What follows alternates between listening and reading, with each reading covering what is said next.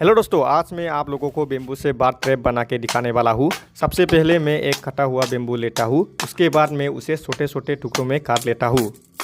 काट लेने के बाद इसे और भी छोटा करना पड़ेगा, तो मैंने इसे और भी छोटा कर लिया और दोनों को बराबर कर दिया। इसके बाद रस्सी से बनने के लिए बीच में काट लगा लिया। इसके बाद मैंने काला वाला रस्सी ले लिया और ये वाली रस्सी आप लोगों को दुकानों में इजीली मिल जाएगी। इसमें से एक रस्सी ट्रैप बनाने के लिए निकलता हूँ और ट्रैप कैसे बनाते हैं वो आप लोगों को वीडियो में दिखाने वाला हूँ।